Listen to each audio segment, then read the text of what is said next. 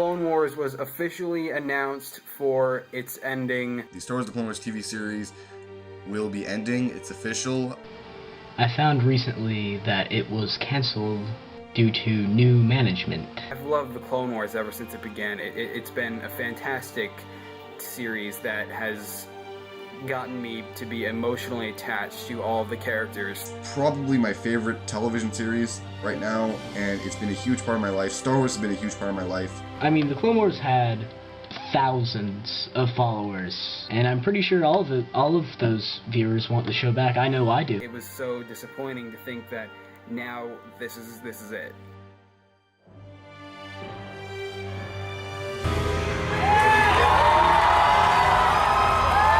The Clone Wars is actually going to be returning. They just announced that they're doing fucking new Clone Wars stuff. Clone Wars is back.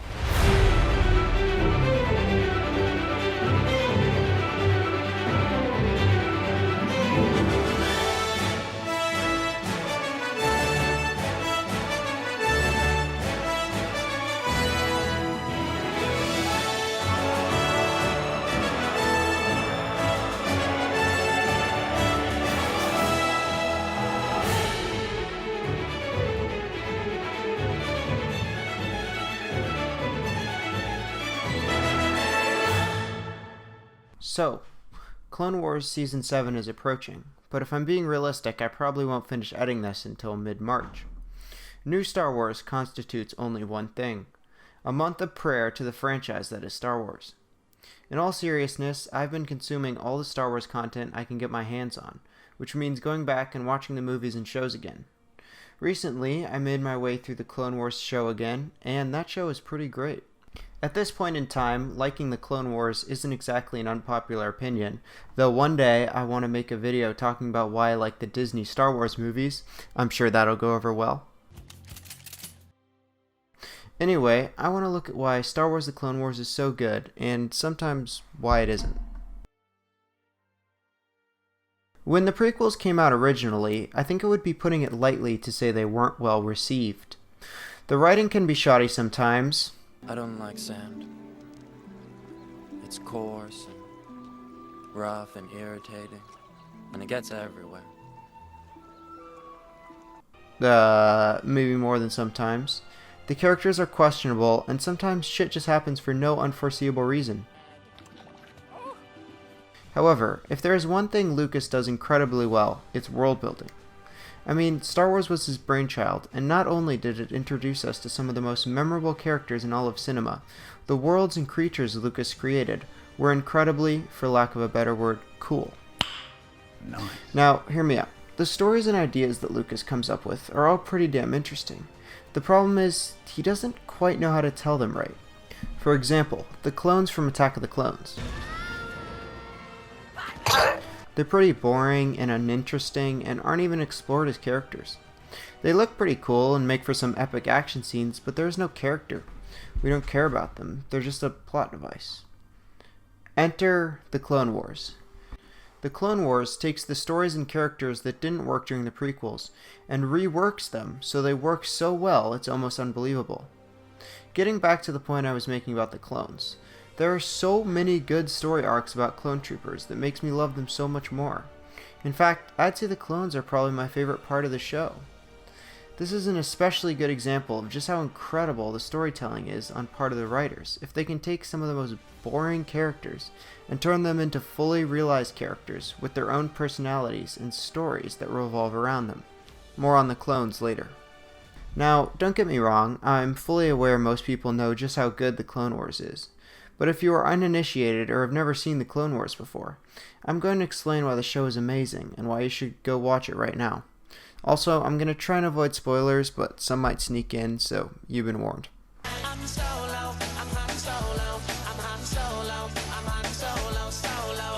The bulk of the show is made up in 3 or 4 episode arcs that cover all corners of the galaxy. But sometimes the episodes are just one-off adventures, usually an opportunity for the writers to do something creative and fun. Some of the episodes can be stinkers, but most of them are at least enjoyable the first time watching, and a good amount hold up a second time around. It amazes me how good this show is, and how easily the writers are able to take the ideas Lucas had and execute them so well. The other thing is, this may look like a kid's show, but it's not afraid to get brutal sometimes.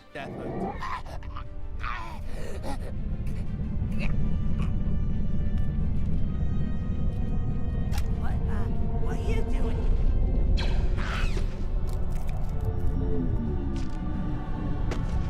People just die on screen all the time. In fact, I'd be willing to bet that more people die on this show than in any other Star Wars media. I don't want to spoil anything here, but the show can get pretty dark sometimes too. My point here is, if you're afraid this show only appeals to a young audience, I promise you it doesn't. The animation style is also really cool. In a time when animation was being churned out constantly,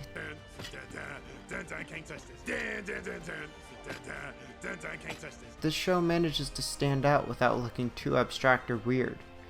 It has just enough realism to look good, and just enough style to stand out and be recognizable. I think the thing I appreciate the most about the Clone Wars is it doesn't waste time getting the episodes going. The prequels have issues with being boring and tedious to get through, especially in the middle parts of the movies, but that problem is completely gone here. These episodes are 20 minutes long and they each tell their own story, and sometimes two simultaneously. The episodes prove that TV shows don't need to have hour-long episodes to have enough content. They keep the pace throughout the episode and don't overstay their welcome. Even the episodes that are part of a larger arc have their own individual stories per episode. It's weird I even have to address that, but these days it's kind of acceptable to make an 8 to 11 hour movie masquerading as a TV show. The other nice thing about the show is, if an episode just isn't working, it's over pretty fast. They don't overstay their welcome, and I would say most, if not all, of the 4 episode arcs are great. However, if you don't really feel like watching every episode, which I would highly recommend you do because there are some criminally underrated ones in my opinion, the show isn't told in a linear fashion, and you can skip around as much as you want. I'll get into some of my favorite arcs later, but I don't want to spoil anything, so I'll try and keep it to a minimum. This my ship. All the girls stomp your feet like this. I think the most incredible thing about this show is that it fixes almost all the characters that were awful in the prequels. Jar Jar, however, is still a piece of shit. Anakin, in my opinion, is probably one of the worst written characters of all time. He has the worst dialogue throughout all 3 of the prequels. Some of you grown more beautiful, I mean. And when Padme confesses her love for him in the middle of the Attack of the Clones, I was pretty confused. In the first movie, he comes off as an incredibly irritating little kid, plus the obvious age difference. But I mean, Lucas has never been afraid of doing some weird shit. And in the second movie, he's so whiny and has terrible lines and comes off as a weird-ass stalker with those creepy stares. Anyway, I thought there was no redemption for him, and I was just gonna have to continue to suffer through his poorly written dialogue. But no, he's actually really cool in this show. His relationship with Obi-Wan is perfect, something we only got a small glimpse of in the prequels. Oh, yes. And they actually have good chemistry now. Don't worry about us. You just make sure you get yourself to that landing zone in one piece. Yes. I shall be waiting for you when you finally arrive. They also managed to explore and allude to his dark side without having him kill an entire village. Zygerian scum! He isn't afraid to kill people, he's bad at listening to orders, and he kinda does his own thing without being a piece of shit. He's not afraid to use force, haha, get it, to get what he wants, and he doesn't always do things the Jedi way. Anakin also has a Padawan in this show, and she's great, but somehow it also manages to improve his character too. He's constantly having to think more about his actions and be the responsible one, or at least slightly more responsible. We see him grow up in a sense, because he can no longer be rash and irresponsible as much. We can still see the signs of Darth Vader, but overall he is a much better written character, and is actually great to watch on screen. Now let's talk about Obi-Wan Kenobi. Everyone's favorite Jedi, and tons of people's favorite Star Wars character period. You thought they couldn't make him better, didn't you? You thought he was perfect in the original movies and done justice by the prequels. Well, no, this show makes him even better. Not only do the writers bring Anakin and Obi-Wan's relationship up to the level he describes it as in A New Hope, but they give Obi-Wan some of the best character arcs. I don't want to spoil too much, but if you want a good place to start, watch the episodes on Mandalore with Obi-Wan. Those are phenomenal and are probably my favorite episodes from the whole show, save for a couple we are going to discuss in a bit. Obi-Wan also just gets some episodes where he does some cool shit, cause why not? There's a whole 4-episode plot line where Obi-Wan fakes his own death and goes undercover as a bounty hunter. Not only does he have to keep his identity hidden from the bounty hunters he's working with, he also has to keep Anakin off his trail, who thinks he's the one that killed himself. It makes sense if you watch it, I promise. Milady, watch out!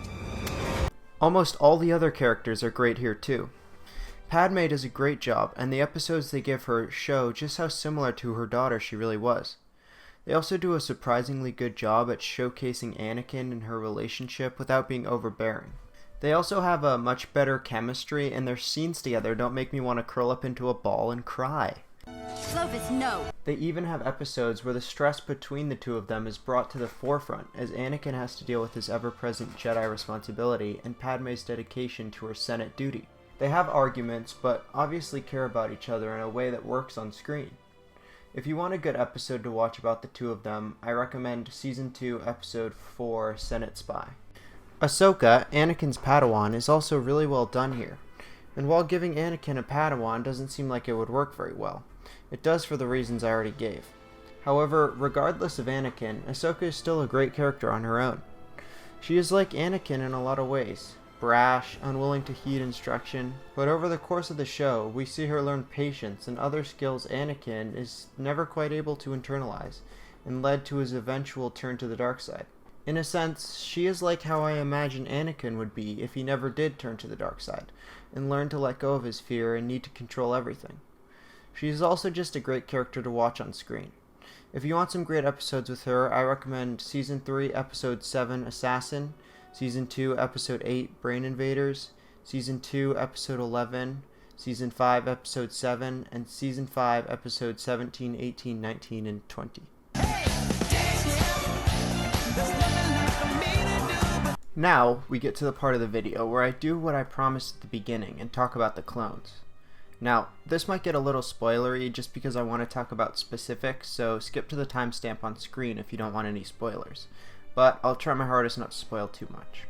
If you still don't believe me, that the writers of the Clone Wars can do the impossible, let me explain how. They made the most boring characters from Episode 2 awesome.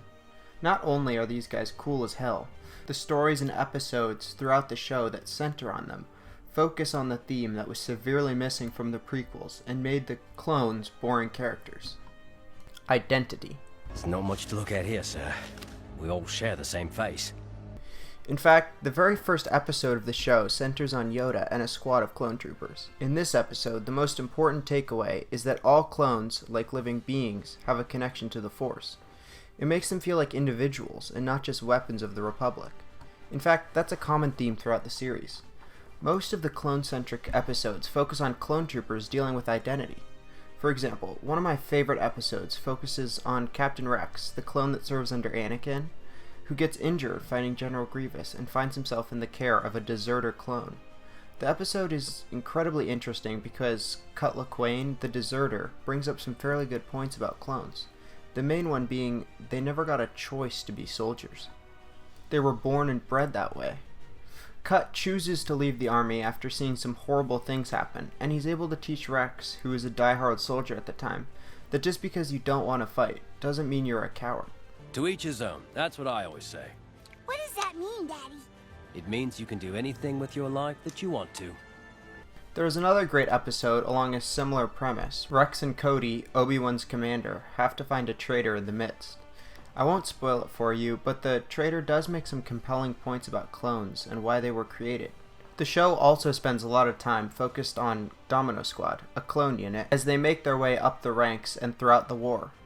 Fives, Echo, Cut Up, Heavy, and Droidbait, all of which have their own personality. It's so weird that the writers managed to write compelling stories with people who look and talk the same, but somehow it works, and it works well. I think a lot of the credit has to be given to D. Bradley Baker, who voiced all of the clones during the show, as he does a great job making each one feel unique. I can only imagine how weird those recording sessions had to have been. Watching the Domino Squad grow and evolve throughout the war is something truly to behold. If you want to see those episodes in order, it goes Season 3 Episode 1, Season 1 Episode 5, Season 3 Episode 2, Season 3 Episodes 18, 19, 20, Season 4 Episodes 7, 8, 9, 10, and Season 6 Episodes 1, 2, 3, and 4. You haven't noticed. Captain Rex just saved this platoon. Surely you won't fail to recognize that. Arc 5555. Stand down. My favorite arc of the whole show, however, is the 4-episode arc where the Republic is invading Umbara. Anakin is called back to Coruscant by the Chancellor, so his unit, the 501st, is placed under the command of Jedi Pong Krell. Krell is a harsh and brutal commander who has no respect for his clones, refusing to call them by their names and only refers to them by their numbers. The arc focuses on a number of clones, the main one being Rex, who struggles with following orders or keeping his men safe, as Krell's plans often have no regard for their safety. Krell doesn't consider the clones equal beings and treats them almost like droids. As the episodes progress, you can see Rex and his fellow clones struggling with their identities and fighting not to lose them under Krell's reign. I don't want to spoil the ending for you, but it is a very satisfying one, and if there is one arc I would recommend over the rest, it would be this one. The Umbara arc is Season 4, Episodes 7, 8, 9, and 10, which I already mentioned. This my ship. All the girls stomp your feet like this. I want to briefly go over some of the shortcomings with the show. For starters, there are some episodes that really suck and aren't even worth watching unless you're a huge Star Wars fan. In fact, I'd say most of Season 1 and 2 aren't great, but they do set up the next seasons, so watch at your own risk. It seems that due to the fact that many fans of the show, including myself, grew up with the Clone Wars, people seem to wear rose-tinted glasses when critiquing it. Filoni is a good director, but in my personal opinion, he isn't a visionary per se. Over the course of 6 seasons, there are certainly some good episodes. In fact, a lot of them are good, but that doesn't mean all of them are, so keep that in mind. There are some stinkers mixed into the last couple seasons too, so if an arc is starting to look bad, it probably is, and I would recommend just skipping it. I know I spent a long time rambling on about how good the show is, but keep in mind that not every episode is great, and in fact there are quite a few really bad ones.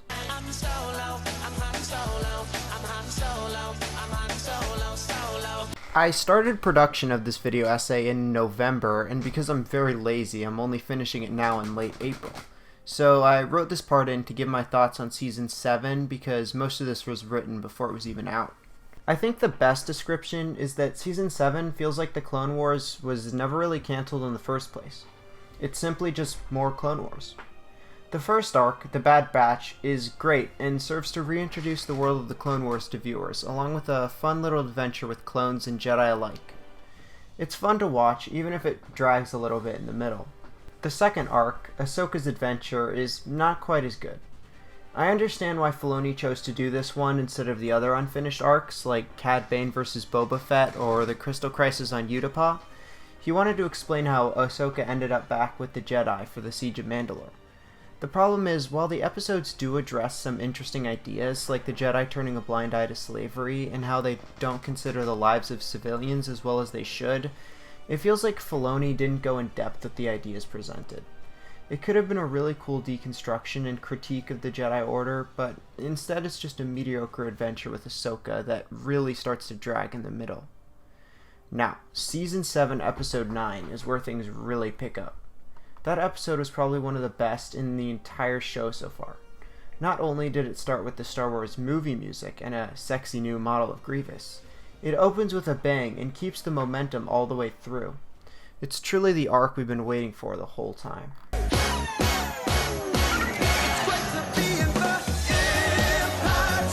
I gotta say, writing conclusions aren't exactly my strong point, and it's been 6 months since I started making this, so just go watch the show. You won't regret it.